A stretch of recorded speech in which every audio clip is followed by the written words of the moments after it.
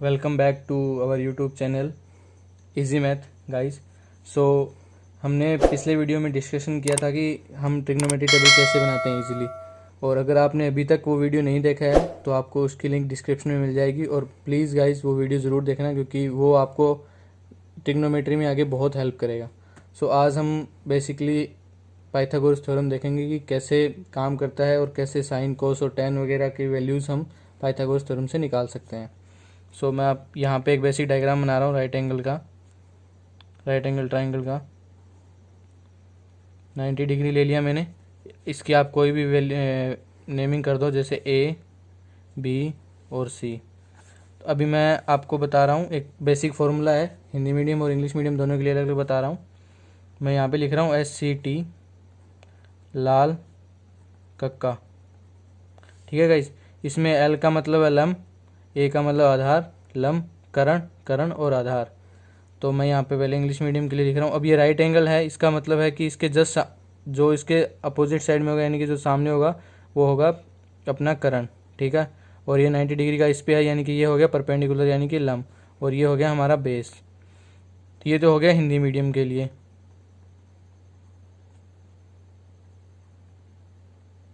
English medium के लिए क्या, लम को क्या बोलते हैं हम, परपेंडिकुलर, करण को हम क्या बोलते हैं, हाइपोटेनियस, और बेस को हम क्या बोलते हैं, सॉरी इसको मैं ए लिखूँगा आधार हिंदी मीडियम के लिए, और इंग्लिश मीडियम के लिए बोलते हैं बेस। तो इंग्लिश मीडियम के लिए क्या बन जाएगा, पी परपेंडिकुलर, आधार का हो गया हमारा बेस, फिर एल का हो गया हमारा परपेंडिकुलर, करण का हो गया हमारा हाइपोटेनियस, करण का हाइपोटेनियस और आधार का बेस। सो इसमें SCT का क्या मतलब है गाइस, SCT का मतलब है साइन, कोस और टेन। ये इन तीनों के मतलब है, ये दोनों में सेम है, ठीक है।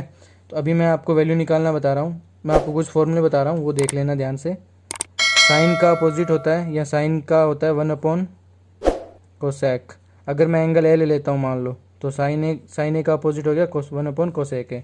इसी तरह कोसेक का क्या हो जाएगा 1 साइन ए।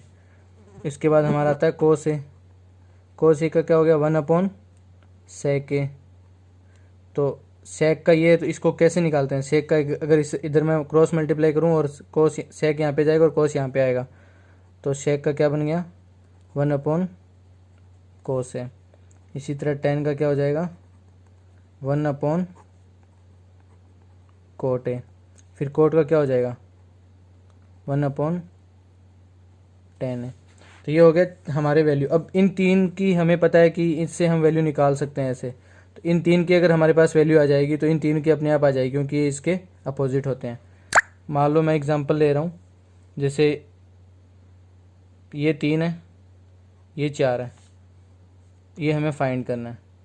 या फिर ये कर लो, ये 3 है, ये 4 है, ये हमें फाइंड करना है, यानी कि हाइपोटेनियस और बोले तो करंट हमें फाइंड करना है। सो पाइथागोरस थ्योरम से हम क्या लिखेंगे, पाइथागोरस थ्योरम होती क्या, पाइथागोरस थ्योरम होती है कि हाइपोटेनियस का स्क्वायर इक्वल टू बेस का स्क्वायर प्लस परपेंडिकुलर का स्क्वायर, और हिंदी मीडियम में क्या होगा, हाइपोटेनियस यानी कि करण का स्क्वायर इक्वल टू आधार का स्क्वायर प्लस लम का स्क्वायर।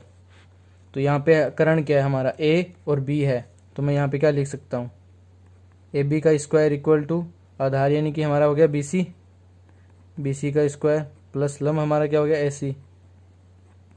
सी का स्क्वायर, ठीक है। तो हम, ये हमारी पाइथागोरस थ्योरम होगी।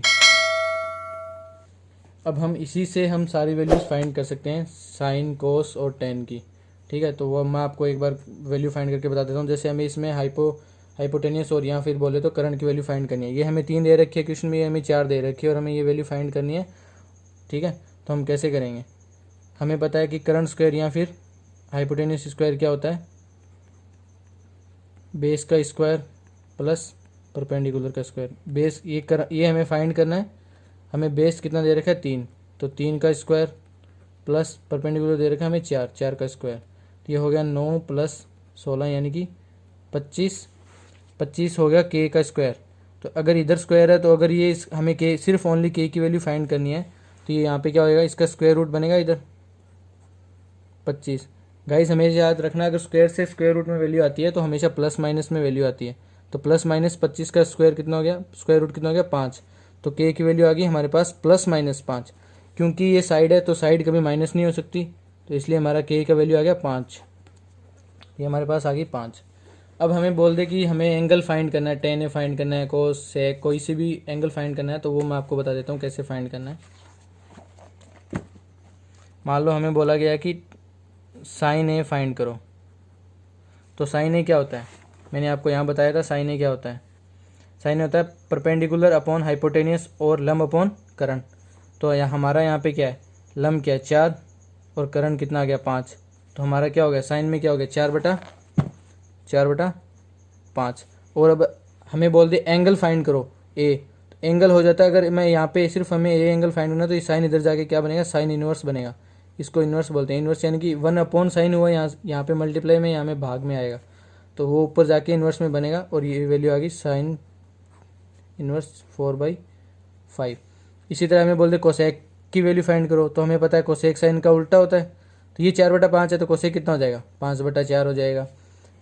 ये हो गया। अब मान लो हमें बोला है कोस ए की वैल्यू फाइंड करो। तो कोस ए में क्या होता है, आधार बटा करंट और बेस बटा हाइपोटेनियस।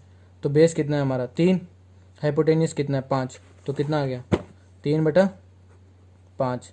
इसी तरह एंगल ए की वैल्यू क्या आ जाएगी, कोस इनवर्स 3/5।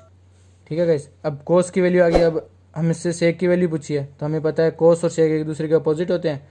तो अगर ये 3/5 है तो सेक कितना हो जाएगा 5/3 हो जाएगा। अब हम फाइंड करते हैं वैल्यू 10 की। 10 में क्या होता है, 10 में होता है लंब बटा आधार और परपेंडिकुलर अपॉन बेस। तो परपेंडिकुलर अपॉन बेस यानी कि 4/3, इसे भी लंब मान लो और आधार है, ये इंग्लिश में ये परपेंडिकुलर बेस है, तो 4/3 हो गया। पी अपॉन बी, तो पी अपॉन बी यानी कि 4/3 हो गया, तो 4/3। तो ए की वैल्यू कितनी आ गई, 10 इनवर्स 4/3। अब हमें क्वेश्चन में बोला कि कोट ए की वैल्यू फाइंड करो, मान लो। तो कोट ए हमें पता है 10 का अपोजिट होता है, तो 3 क्या आ गई वैल्यू 3/4। ए की वैल्यू कितनी आ गई, कोट इनवर्स 3/4। सो गाइस ये 6 की 6 वैल्यू मैंने आपको फाइंड करके दिखा दी है। सो अभी मैं आपको इसके आगे जो ट्रिग्नोमेट्री का पहला एग्जांपल है वो अगले नेक्स्ट वीडियो में आपको मैं सोल्व कराऊंगा। और गाइस प्लीज़ चैनल को सब्सक्राइब करें, लाइक करें और शेयर करें, और बेल आइकन ज़रूर दबाएं ताकि जब भी मैं न्यू वीडियो अपलोड करूं तो आपके पास नोटिफिकेशन आ जाए कि मैंने न्यू वीडियो अपलोड कर दिया है। So thank you guys, keep supporting, thank you.